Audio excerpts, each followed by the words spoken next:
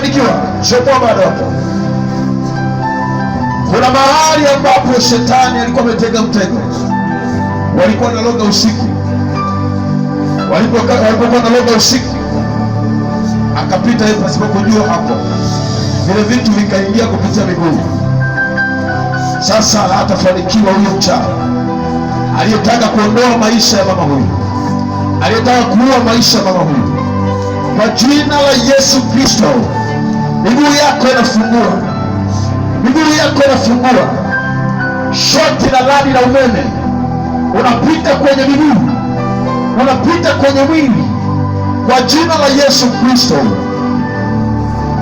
Hebu sema, tunarudisha huko vilikotoka, rudisha kilikotoka, rudisha vilikotoka, rudisha kwenye mhusika. Tunaharibu mambo yake, tunapiga shoti, tunaharibu, tunasambaratisha kwa jina la Yesu. Tunapiga radi, tunapiga shoti, tunasambaratisha kila uchawi waliotuma kwenye maisha ya mama huyu kwa jina la Yesu. Tunabadilisha hatima ya mama huyu, ile aliyowekewa, iliyo mbaya tunaiondoa, ile iliyo njema tunarudisha. Nyota yake, baraka zake, heshima yake, heshima yake, baraka zake. Uwe mzima kuanzia sasa, uwe mzima kuanzia sasa, uwe mzima kuanzia sasa.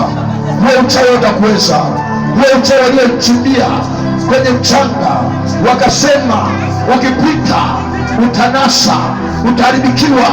Hicho kiuno tunakifungua, hayo mateso umekuwa huru katika jina la Yesu. Pigie Yesu makofi na vigelegele.